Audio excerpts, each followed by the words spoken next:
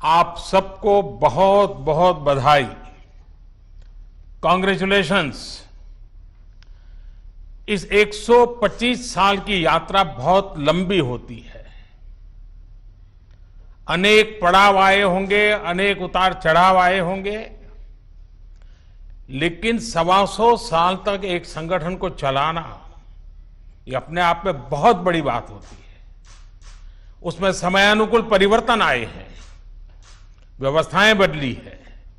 और पहले तो मैं इन 125 साल में सीआईआई को मजबूती देने में जिन जिन लोगों ने योगदान दिया है, वैसे सभी पूर्व के आपके महानुभावों को भी इस समय बधाई दूंगा।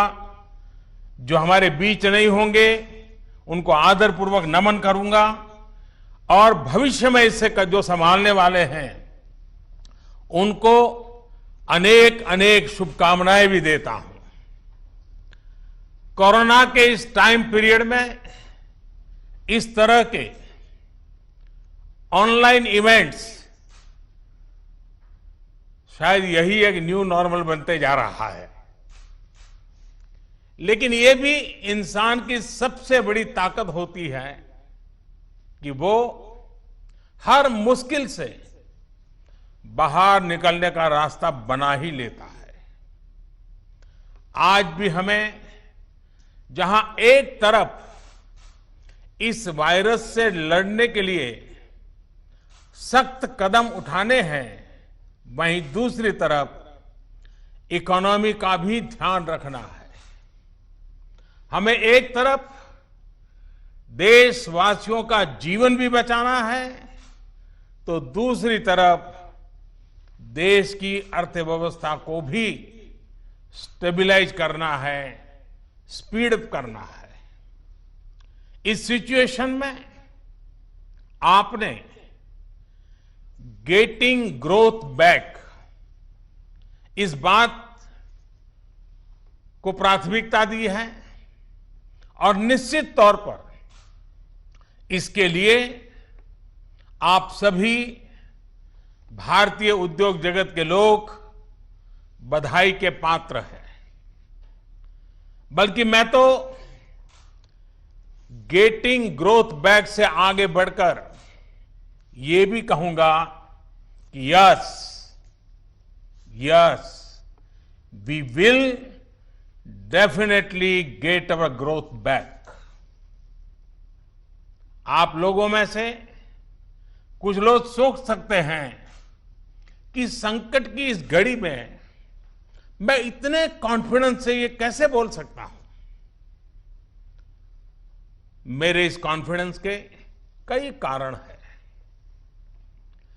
मुझे भारत की कैपेबिलिटीज और क्राइसिस मैनेजमेंट पर बहुत भरोसा है। मुझे भारत के टैलेंट और टेक्नोलॉजी पर भरोसा है। मुझे भारत के इनोवेशन और इंटेलेक्ट पर भरोसा है। मुझे भारत के फार्मर्स, एसएमईज, एंटरप्रेन्योर्स पर भरोसा है, और मुझे भरोसा है इंडस्ट्री के लीडर्स पर, आप सभी पर। इसलिए मैं कह रहा हूं, yes we will get our growth back. India will get its growth back. साथियों, कोरोना ने हमारी स्पीड जितनी भी धीमी की हो, लेकिन आज देश की सबसे बड़ी सच्चाई यही है कि भारत लॉकडाउन को पीछे छोड़कर अनलॉक फेज 1 में एंटर कर चुका है। अनलॉक फेज 1 में इकोनॉमी का बहुत बड़ा हिस्सा खुल चुका है। काफी हिस्सा अभी 8 जून के बाद और खुलने जा रहा है। यानी गेटिंग ग्रोथ बैक की शुरुआत तो एक प्रकार से हो चुकी है।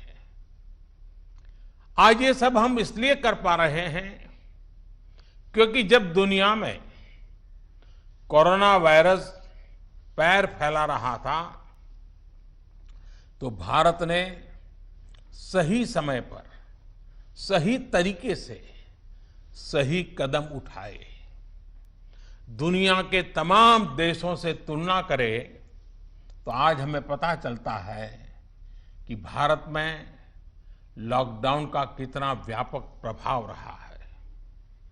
इस लॉकडाउन में भारत ने कोरोना से लड़ाई के लिए फिजिकल रिसोर्सेज को तैयार तो किया ही, हमने ह्यूमन रिसोर्स को भी बचाने का भरसक प्रयास किया है। ऐसे में अब सवाल ये है कि इसके आगे क्या। इंडस्ट्री लीडर्स के नाते आपके मन में ये सवाल जरूर होगा कि अब सरकार क्या करने जा रही है। आत्मनिर्भर भारत अभियान के बारे में भी मुझे पक्का विश्वास है कि आपके मन में भी मंथन चलता होगा, कुछ सवाल भी होंगे और ये बहुत स्वाभाविक है, ऑब्वियस है। साथियों, कोरोना के खिलाफ इकोनॉमी को फिर से मजबूत करना ये हमारी हाईएस्ट प्रायोरिटीज में से एक प्रमुख प्रायोरिटी है।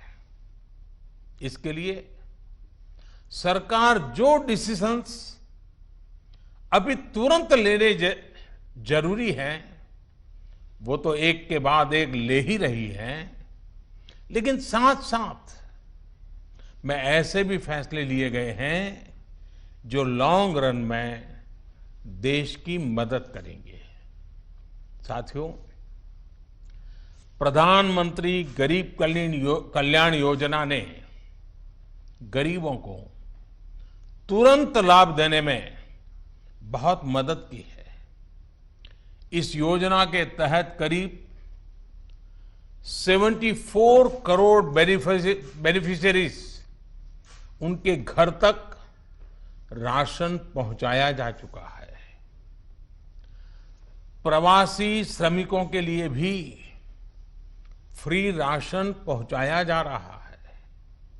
इसके अलावा अभी तक गरीब परिवारों को 53,000 करोड़ रुपीस यानी 53,000 करोड़ रुपए से ज्यादा की फाइनेंशियल असिस्टेंस दी जा चुकी है। महिलाएं हो, दिव्यांग हो, बुजुर्ग हो, श्रमिक हो, हर किसी को इससे लाभ मिला है।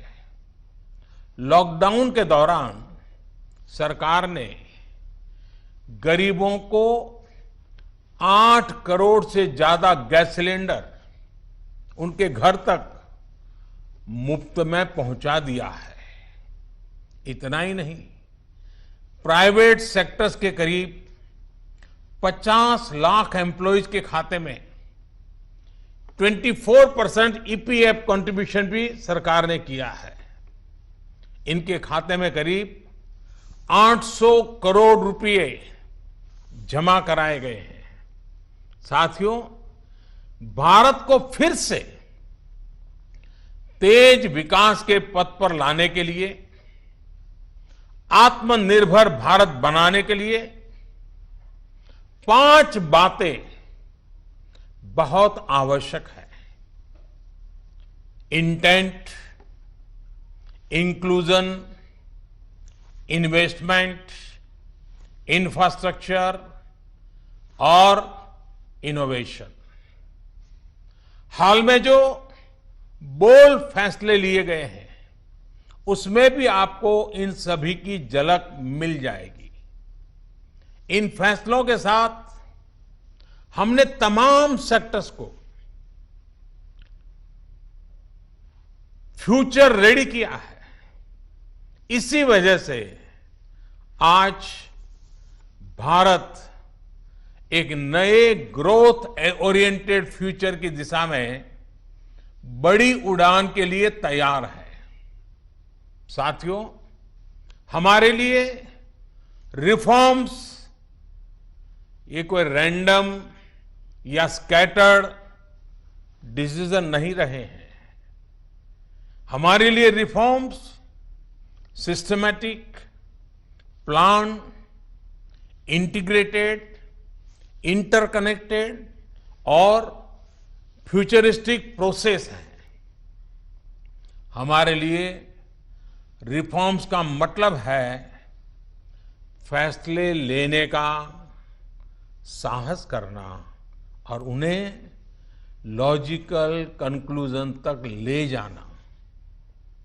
आईबीसी हो, बैंक मर्जर हो, जीएसटी हो, फेसलेस इनकम टैक्स असेसमेंट की व्यवस्था हो, हमने हमेशा व्यवस्थाओं में सरकार के दखल को कम करने,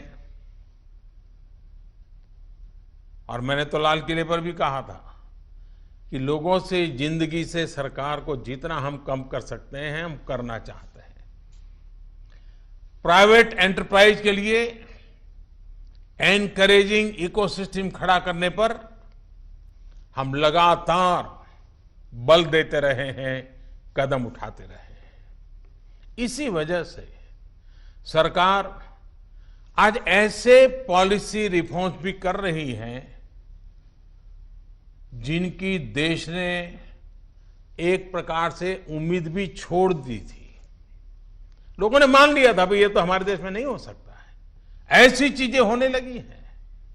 अगर मैं एग्रीकल्चर सेक्टर की बात करूं तो हमारे यहां आजादी के बाद जो नियम कायदे बने उसमें किसानों को बिचौलियों के हाथों में छोड़ दिया गया था। किसान कहां फसल बेच सकता है, कहां नहीं बेच सकता है, इस तक के नियम बहुत सख्त थे। किसानों के साथ दशकों से हो रहे अन्याय को दूर करने की इच्छा शक्ति हमारी सरकार ने दिखाई है। एपीएमसी एक्ट में बदलाव के बाद अब किसानों को भी उनके अधिकार हासिल होंगे। किसान अब जिसे चाहे, जहां चाहे और जब चाहे अपनी फसल अपनी शर्तों पर, किसान की शर्तों पर वो फसल बेच सकते हैं। अब कोई किसान अपनी फसल देश के किसी भी राज्य में ले जाकर बेच सकता है। पहले तो इस पर भी बंधन थे। साथ ही वेयरहाउसेस में रखे अनाज या एग्रीकल्चर प्रोडक्ट्स अब इलेक्ट्रॉनिक ट्रेडिंग के जरिए भी बेचे जा सकते हैं। आप कल्पना कर सकते हैं इससे एग्री बिजनेसेस के लिए कितने नए रास्ते खुलने जा रहे हैं। साथियों, इसी तरह हमारे श्रमिकों के कल्याण को ध्यान में रखते हुए रोजगार के अवसरों को बढ़ाने के लिए लेबर रिफॉर्म्स भी किए जा रहे हैं। जिन नॉन स्ट्रेटेजिक सेक्टर्स में प्राइवेट सेक्टर को इजाजत ही नहीं थी, उन्हें भी खोला गया है। आपका ध्यान इस पर भी गया होगा कि सबका साथ, सबका विकास, सबका विश्वास के रास्ते पर चलते हुए हम वो फैसले भी ले रहे हैं जिसकी मांग बरसों से हो रही थी। साथियों, दुनिया का तीसरा वो देश जिसके पास बहुत बड़ी मात्रा में कोयले का भंडार हो, कोल रिजर्व हो, जिसके पास आप जैसे साहसी और उद्यमी व्यापार जगत के लीडर्स हो, लेकिन फिर भी उस देश में बाहर से कोयला आए, कोल इंपोर्ट हो, तो उसका कारण क्या है? आप भी जानते हैं, देश भी जानता है। कभी सरकार रुकावट बनी रही, कभी नीतियां रुकावट बनी रही, लेकिन अब कोल सेक्टर को इन बंधनों से मुक्त करने का काम शुरू कर दिया गया है। अब कोल सेक्टर में कॉमर्शियल माइनिंग को परमिट कर दिया गया है। पार्सली एक्सप्लोर्ड ब्लॉक्स को भी अलॉटमेंट करने की परमिशन दी गई है। इसी तरह मिनरल माइनिंग में भी अब कंपनियां एक्सप्लोरेशन के साथ साथ माइनिंग का काम एक साथ कर सकती है।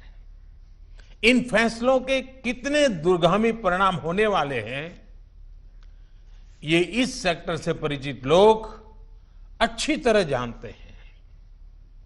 साथियों, सरकार जिस दिशा में बढ़ रही है, उससे हमारा माइनिंग सेक्टर हो, एनर्जी सेक्टर हो या रिसर्च और टेक्नोलॉजी हो, हर क्षेत्र में इंडस्ट्री को भी अवसर मिलेंगे और यूथ के लिए भी नई अपॉर्चुनिटीज खुलेगी। इस सबसे भी आगे बढ़कर अब देश के स्ट्रेटेजिक सेक्टर्स में भी प्राइवेट प्लेयर्स की भागीदारी एक रियलिटी बन रही है। आप चाहें स्पेस सेक्टर में निवेश करना चाहें, एटॉमिक एनर्जी में नई अपॉर्चुनिटीज को तलाशना चाहें, पॉसिबिलिटीज आपके लिए पूरी तरह से खुली हुई हैं। हर अवसर आपका इंतजार कर रहा है। साथियों, आप ये भली भांति जानते हैं कि एमएसएमई सेक्टर की लाखों यूनिट्स हमारे देश के लिए इकोनॉमिक इंजन की तरह हैं। इनका देश की जीडीपी में बहुत बड़ा कंट्रीब्यूशन है और ये कंट्रीब्यूशन करीब करीब 30% का है। एमएसएमईज की डेफिनेशन स्पष्ट करने की मांग लंबे समय से उद्योग जगत कर रहा था। अब वो उद्योग जगत की पूरी मार्ग भी पूरी हो चुकी है। इससे एमएसएमईज बिना किसी चिंता के ग्रो कर पाएंगे और उनको एमएसएमईज का स्टेटस बनाए रखने के लिए दूसरे रास्तों पर चलने की जरूरत नहीं रहेगी। देश के एमएसएमईज में काम करने वाले करोड़ों साथियों को लाभ हो, इसके लिए 200 करोड़ रुपए तक की सरकारी खरीद में ग्लोबल टेंडर्स को खत्म कर दिया गया है। इससे हमारे छोटे उद्योगों को ज्यादा अवसर मिलेगा। एक तरह से आत्मनिर्भर भारत पैकेज एमएसएमई सेक्टर के इंजन के लिए फ्यूल का काम करने वाला है। साथियों, ये जो फैसले हैं, उनकी रिलेवेंस समझने के लिए आज की ग्लोबल सिचुएशंस को देखना और उसे समझना भी बहुत आवश्यक है। आज विश्व के तमाम देश पहले की तुलना में एक दूसरे का साथ और अधिक चाहते हैं। देशों में एक दूसरे की जरूरत और ज्यादा पैदा हुई है, लेकिन इसी के साथ ये चिंतन भी चल रहा है कि पुरानी सोच, पुरानी रीति नीति, पुरानी पॉलिसीज क्या आज कारगर होगी क्या? स्वाभाविक है कि इस समय नए सिरे से मंथन चल रहा है और ऐसे समय में भारत से दुनिया की अपेक्षा, एक्सपेक्टेशंस और बड़ी है। आज दुनिया का भारत पर विश्वास भी बढ़ा है और नई आशा का संचार भी हुआ है। आपने भी देखा है कि कोरोना के संकट में जब किसी देश के लिए दूसरे की मदद करना मुश्किल हो रहा था, हर कोई अपने को संभालने में लगा था, ऐसी संकट की घड़ी में भारत ने 150 से ज्यादा देशों को मेडिकल सप्लाई भेजकर उनके लिए मानवीय मदद का काम किया है। साथियों, world is looking for a trusted, reliable partner. Bharat में पोटेंशियल है, स्ट्रेंथ है, एबिलिटी है। आज पूरे विश्व में भारत के प्रति जो ट्रस्ट डेवलप हुआ है, उसका आप सभी को, भारत की इंडस्ट्री को पूरा फायदा उठाना चाहिए। ये आप सभी की जिम्मेदारी है, सीआईआई जैसे संगठनों की जिम्मेदारी है कि मैन्युफैक्चर्ड इन इंडिया के साथ ट्रस्ट, क्वालिटी, कॉम्पिटिटिवनेस तीनों जुड़ा हो। आप 2 कदम आगे बढ़ाएंगे, सरकार 4 कदम आगे बढ़कर आपका साथ देगी। प्रधानमंत्री के तौर पर मैं आपको भरोसा दे रहा हूं कि मैं आपके साथ खड़ा हूं। भारतीय उद्योग जगत के लिए ये राइज टू द ओकेजन की तरह है। Trust me, getting growth back इतना मुश्किल भी नहीं है। और सबसे बड़ी बात कि अब आपके पास, इंडियन इंडस्ट्रीज के पास एक क्लियर पाथ है। आत्मनिर्भर भारत का रास्ता, सेल्फ रिलायंट इंडिया का पाथ। आत्मनिर्भर भारत का मतलब है कि हम और ज्यादा स्ट्रांग होकर दुनिया को एम्ब्रेस करेंगे। आत्मनिर्भर भारत वर्ल्ड इकोनॉमी के साथ पूरी तरह इंटीग्रेटेड भी होगा और सपोर्टिव भी। लेकिन ध्यान रखिएगा, आत्मनिर्भर का मतलब ये भी नहीं है कि हम स्ट्रैटेजिक क्षेत्रों में किसी पर निर्भर रहें। हम उस स्थिति में नहीं रहना चाहते। It is about creating strong enterprise in India, enterprises that can become global forces. It is about generating employment. It is about empowering our people to come out and create solutions that can define the future of our country. हमें एक ऐसी robust local supply chain के निर्माण में invest करना है जो global supply chain में भारत की हिस्सेदारी को स्ट्रेंथन करे। इसी अभियान में सीआईआई जैसी दिग्गज संस्था को, मुझे लगता है आपको भी पोस्ट कोरोना नई भूमिका में आगे आना होगा।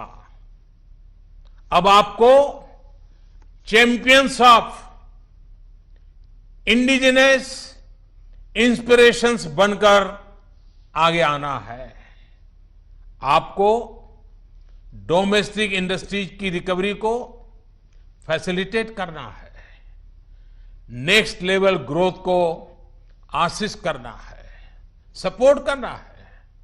आपको इंडस्ट्री को, अपने मार्केट को ग्लोबली एक्सपांड करने में मदद करना है।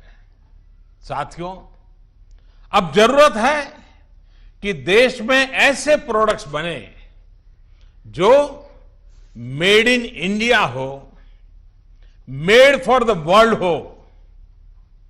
कैसे हम देश का आयात कम से कम करें, इसे लेकर क्या नए लक्ष्य तय किए जाएं, उस पर सोचने की जरूरत है।